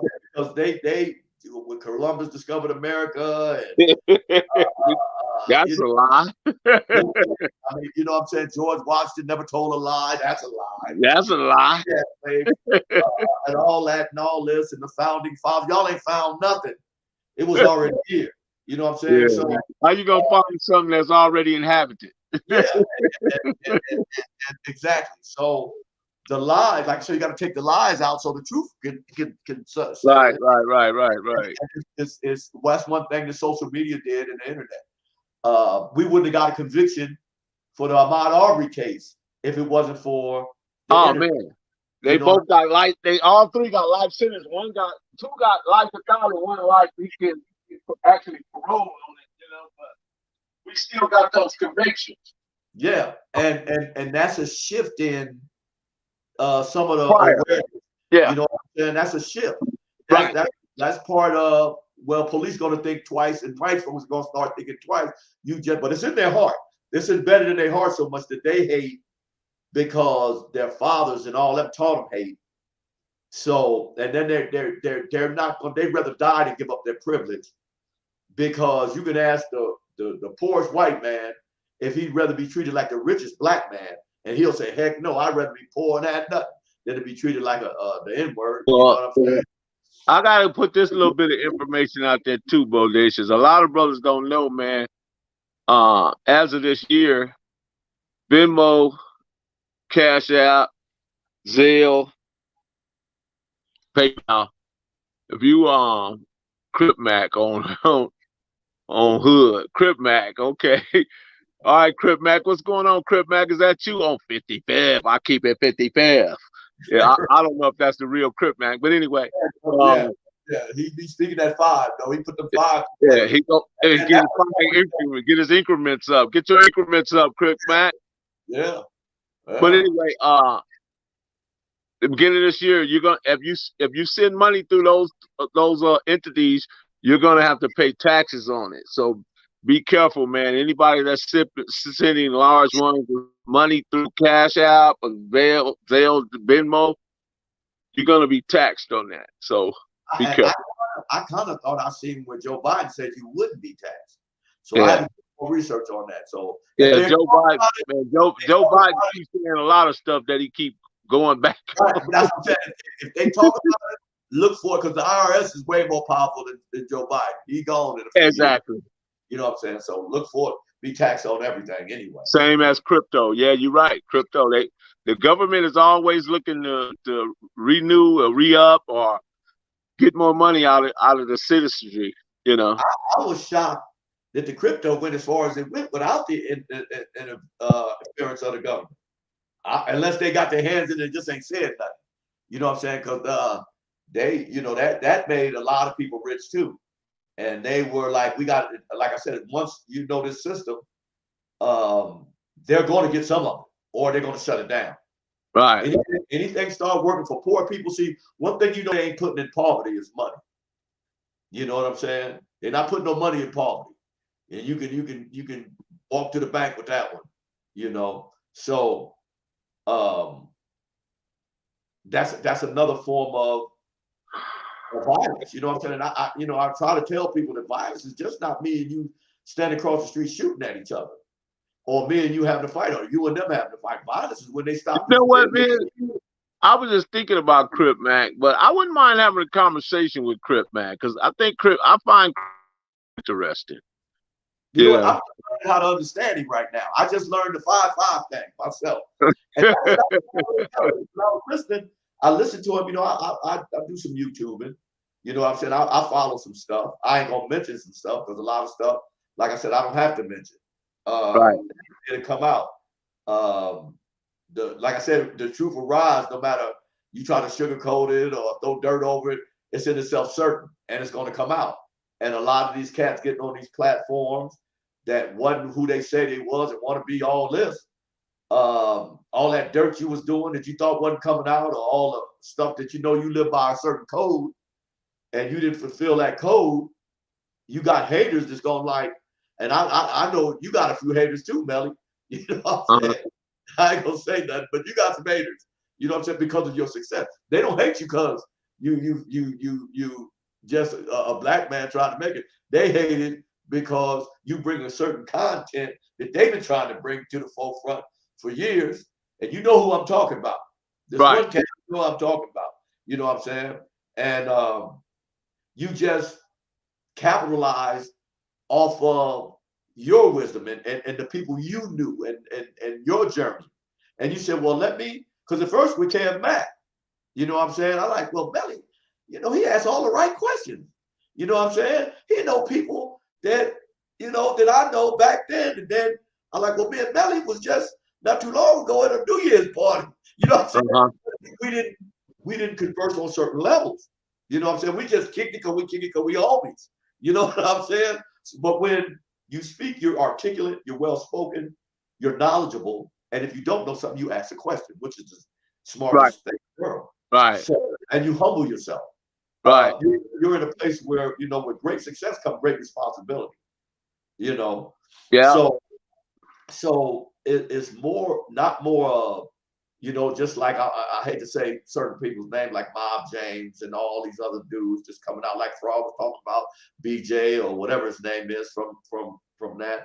When you get out there and you did what you went against the code of what you stood for, And you may have to be accountable because some stuff you can't get rid of. You know what I'm saying? When you harm a person and you do something to their life, you can't just say, okay, I quit. You know, you can't kill my brother and then I see you like, oh, I don't do that no more, man. You know, I've changed my life. I got a while. Okay, well, the damage is done. You should have thought about that. It depends on how that person feels. If that person hasn't grown, he may have arrested development. He may be stuck in that frame of mind from you killing his brother right there. So, or sister or mother, whatever the case, or doing just hard, beating him up, jump. You might have took some shoes his mama didn't have, but she had to wash toilets to get. You know what I'm saying? So some of the stuff you just can't erase. So when you get out there and you put stuff out there, your content out there, you better be able to back up what you say, or when they confront you. And I love what you did yesterday so much with Frog. Say, hold on, wait, man, these dudes ain't here. Let me get these cats on, and then you can confront and talk to the cat. Right, you know right. So we don't have that. Well, Melly said, or Melly, you know this. You're like, hold up. When you want to talk about anybody, you have to ask that person. You know what I'm saying? And that's why I'm not saying no names right now, because what's going to come to the light will come to light. But at the same time, you know, you prepare yourself for success. You know what I'm saying? It's like a lot of people don't know how to handle success. They get in there, they get arrogant. They want to be the next big Ticc or the Suge Knights. And I'm looking at all these dudes that in the end, they had no balance. You know what I'm saying? And they their legacy end up tarnished. Your R. Kellys, I mean, you can go on and on, where people are not just being able to handle certain success.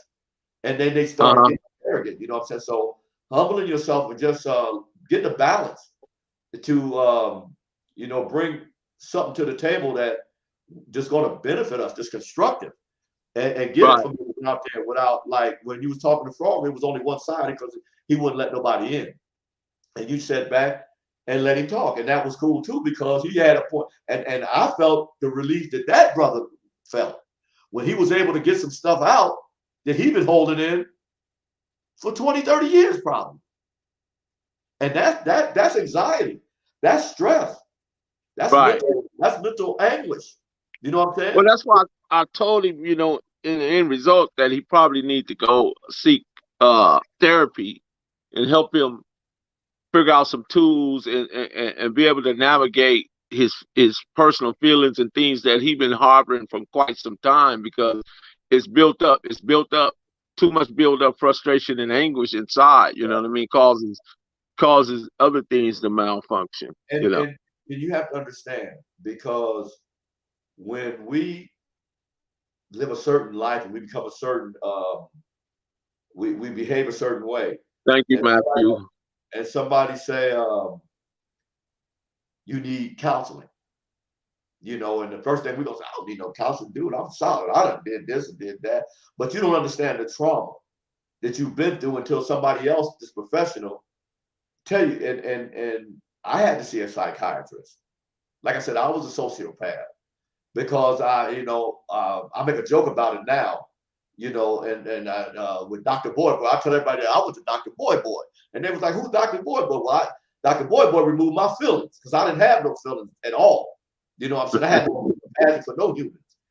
Time meant nothing to me. I wasn't scared to go to jail. Matter of fact, that was a certain, just another part of the game to me, until I got help, and I got professional help. And some of the stuff that the psychiatrist told me, she was like, you can't hold on to that, because if you hold on to it, it's going to crush you. You know what I'm saying? And that's when I figured I suffered from trauma, when I told her what I've been through. And she couldn't believe it. She was like, you know, you don't look like you that kind of beast. You know what I'm saying? And it was a female. She was a little younger than I was. And she explained to me, she said, what you're holding on to are other people's wrongs. You can't hold on to other people's misdeeds. You know what I'm saying? Because now you're acting and you're giving them the energy. And I was like, you know what? And I let it go. And it's like, it cleared up a lot of anxiety and stress. And then it let me understand that I've been through trauma and just psychosis and not even in reality. And I mean, for decades, for decades. Because Melly, I got to a point where I could walk down the street with an AK-47 like it was a sandwich. You know what I'm saying? And it was like clockwork. I mean, it was nothing. And I guess, Melly, I got shot at. Put it this way. I'm like 2,506 when it comes to these here. I didn't have, and I'm not even counting the time I got jumped on and beat. You know what I'm saying? That just chalk that up to the game. You know what I'm saying? But as far as fights, and I'm talking about physical, knives, sticks, karate stick, whatever, I've had about 2,500 fights. And I look at Mayweather, and he only had 50 and got $1 billion. I was like, man, I could have took 50 butt whoopings for 400,000. You know what you know what I'm saying? Because I lost a lot, but I won a lot. Or even in my mind thinking I won and may not have won because I was drunk or high, or, you know, and I got hit and didn't feel it. You know what I'm saying? So that's psychosis. That's trauma. I've been hit in the head with bumper jacks. This where I can't explain it. I ain't never been shot. Melly. The only thing I've been hit with is some buckshots, and that was a little homie loading the gun, and I just happened to get out the way and it went off. I'm telling this, I'm teaching him how to shoot. And what the gun is, we had a pistol grip pump, and I'm telling this a hairpin trigger, ain't no safety on this. You know what I'm saying? That's a true statement, Mustafa Williams. Mustafa said the Nickerson Gardens turned Frog out. Those projects are treacherous. Yeah, most projects are very treacherous because it has a struggle. It's a struggle life over there. You know what I mean?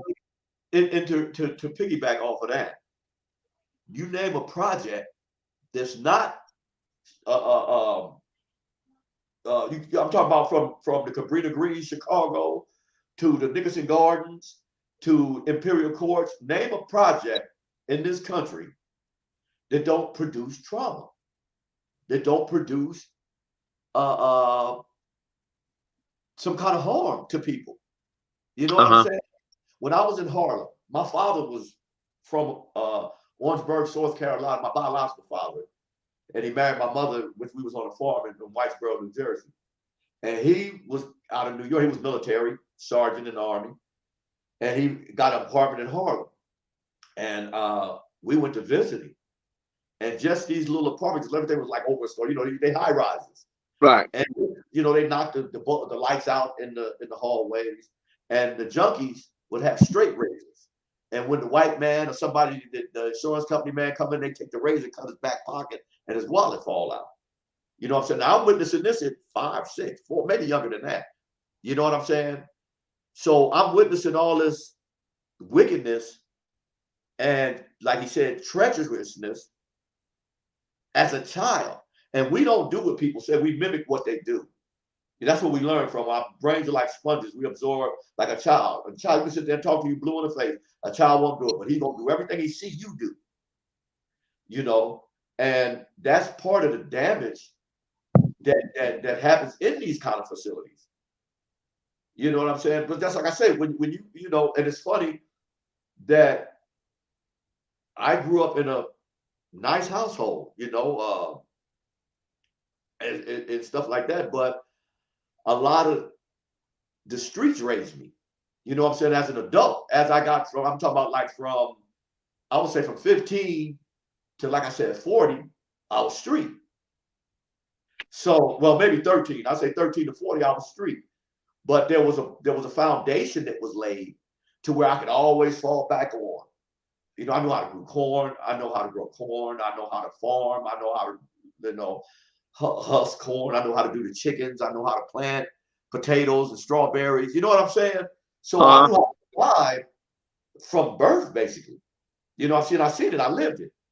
And a lot of people never seen outside of Compton. And I think that's one of the things that I fell back on as coming through that stuff. There was just that foundation of, I had a roadmap or a blueprint that my elders had painted for me before I got into that.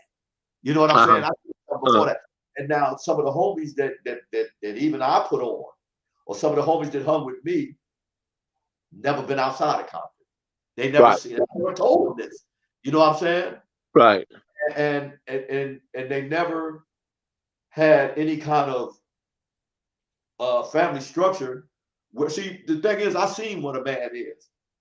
When my biological father passed, my mom remarried. I was like 6 or something like that.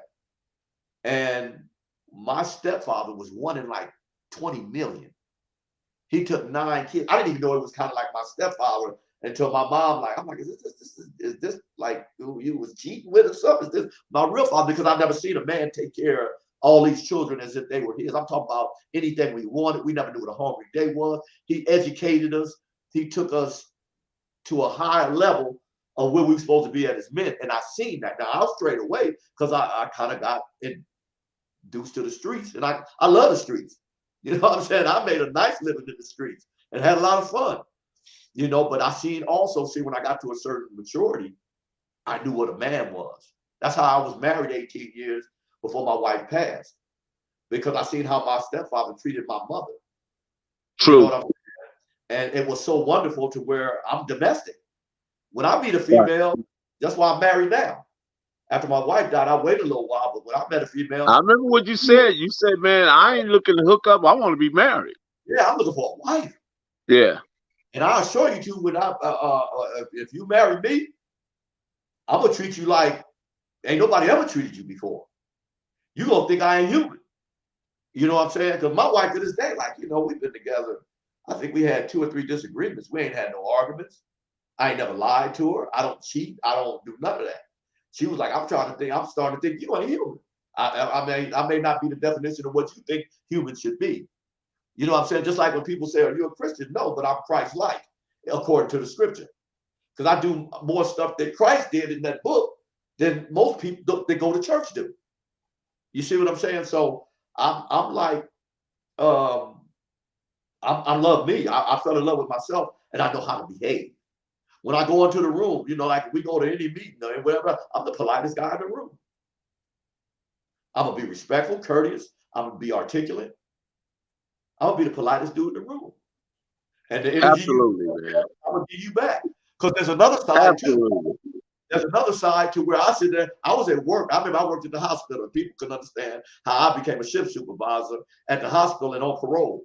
You know what I'm saying? You know what I'm saying? So, hey, because you know how to work the room, brother. yeah, I worked like a real. You know what I'm saying? And it was a guy came up to me, white dude, because I became supervisor, became his boss, and he was jealous and talking about I undermined him and this and that. And he gonna go home and get his gun and blow me away. So I said, okay, no problem. So I catch him going to his car by the trash can and pull him by the trash can. And I'm like, now how you gonna get to your gun?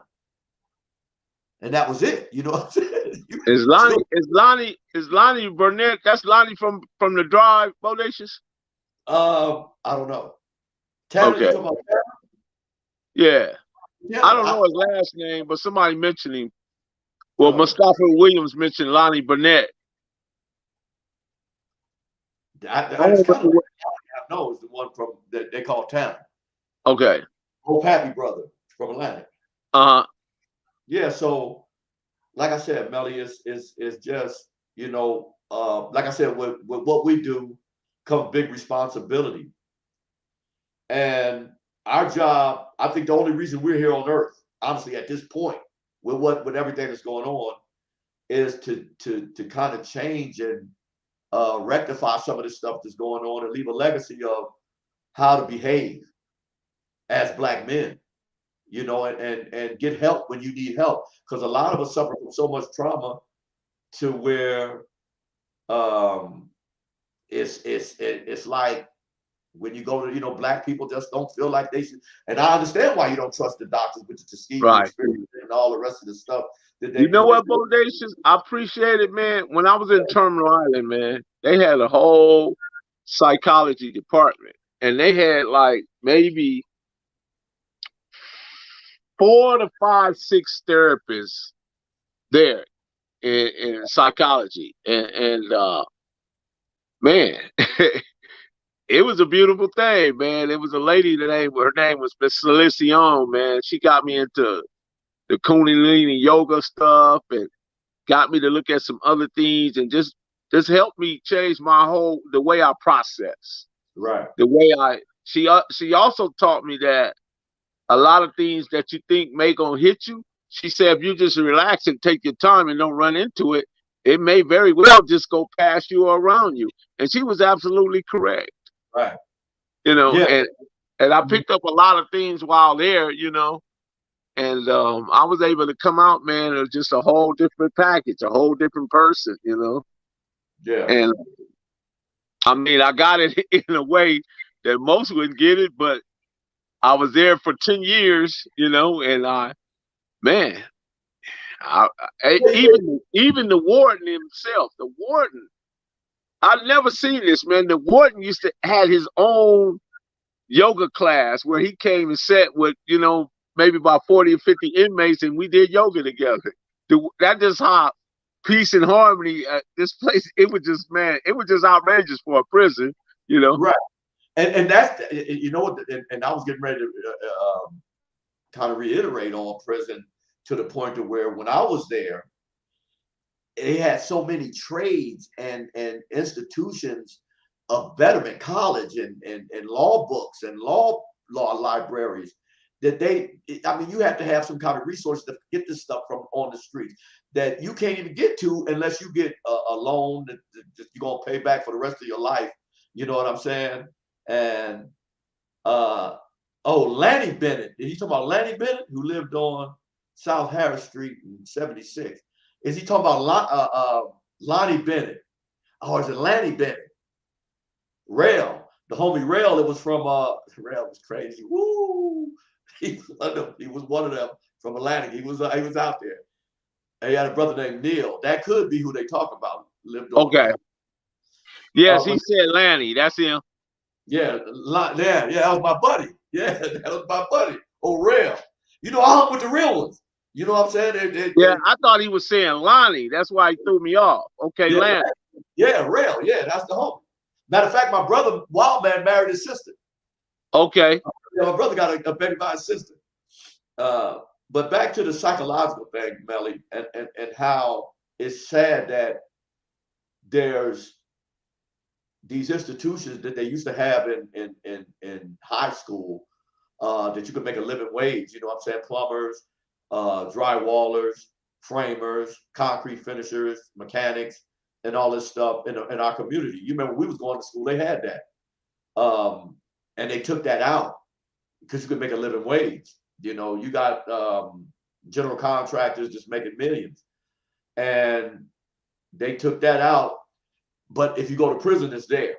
You know what I'm saying? You know, and I think that's so backwards. But, you know, they made prison industry is on Wall Street. Yeah. You know, private prisons and all that. So they trade on, they selling stock in private prison. Yeah. And I knew, Melly, I knew when I was in I think I was in Ironwood or something. I was about to parole because I never went down to a level 2 or nothing like that and all that, but they sent me to a level 1 when I was on S time or like 30 days before I was getting ready to get out. And they were building mega prisons, and that was these private prisons, and they would hold 20,000 inmates. I'm like, hold on, wait a minute, man. Where they gonna get 20,000 from? You know what I'm saying? Then I started looking around. I'm like, well, 5,000 of y'all in here gonna be coming back. So you know what I'm saying? I said they already had it pre-planned to fill these suckers up and make money off people like cattle. So they got to make laws like loitering, trespassing, resisting arrest. What they call it when you out in public and you yell. You know what I'm saying? Disturbing the peace. Yeah. You disturb the peace. You said a bad word. And they send these people to these jails. You ain't got to do nothing to go to prison. You know what I'm saying? And just be in the wrong place at the wrong time and don't have no money. You know? So it's just, we have to, as who we are now, we have to figure out, one, I always say this, as a people, we got to learn how to get along without doing harm to each other.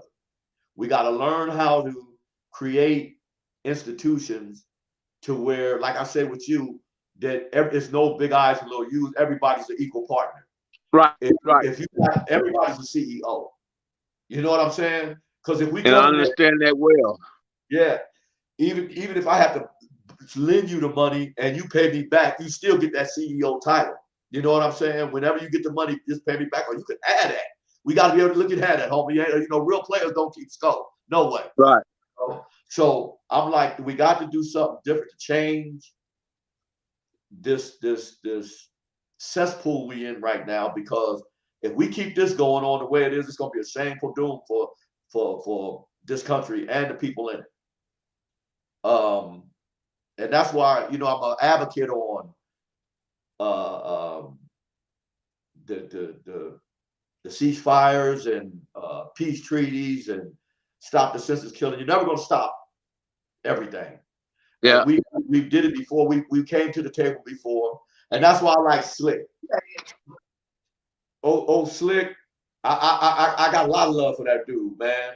When we had our first meeting and they came in there, Slick said, "Look, what? Like what?" Yeah. Well, anyway, Slick say he tell the mayor, "Hey, them sheriffs is on us." You know, so him and what's his buddy name from Campanella? He always with Taboo. Taboo. Him and Taboo them coming there. They said, "Man, if we can just get a job, we ain't got to worry about nothing else." They got that job, and Slick kept his word. And I'm so proud of him, to where he got his horses and chickens, and you know, I grew up on that. So you know what I'm saying, I'm old rider, I'm old cowboy if you really want to know. You know what I'm saying? But at the same time, that brother kept his word and made something out of it. He took advantage of an opportunity that we created. You know what I'm saying? And that's why I know that once we get together, ain't no if, when we get together and start doing certain things, that if we just save one, we've did a justice. You know what I'm saying? So that's where we start. That's the goal, man. Is to change the mind of the kids, and not them fall into the same traps we fell into. You know, that's the goal. Well, we got to eradicate the misbehavior before the kids even see it. Well, we got to start getting to them at 7, 8, 9. You know what I'm saying? In elementary school, we don't even get to that level. So by the time they get out of high school, if they drop out of high school, I can put you in a trade school and start you with $20 an hour. We have to own them kind of institutions. You know what I'm saying? So he can make a livable wage and take care of himself. We have to do that. You know what I'm saying? And we working on some stuff, you know, behind the scenes. I ain't got to get out here and broadcast nothing because proof is in the pudding. But I know what we did back in 2014. There's a few brothers that are still that changed their lives. There's some sets that are not beefing behind that to this day. We like I said, when they dismantled it, they took the money out because it started working. That's right. Our own money. You know what I'm saying? If you go back to the CETA program, you can go back to WLCAC. You can go back. We gotta watch the politicians, man. You ain't gotta watch. You know how they are. You know what I'm saying? Yeah. Once it started working, but listen, man. We got like 2 hours in here, bro. So, man, we got to raise, man. I appreciate you coming in and just giving it to all and giving your good commentary and explaining things to people in a way that turns a 3-year-old would understand it. And that's great right there, brother. I appreciate it. Love you. If I get one, peace, bro. Until next time. The thing, man. We'll dialogue again on the other side. Continue to do your thing. Peace and blessings. Be good, be safe. Most of all, be well, bro. Salute to you.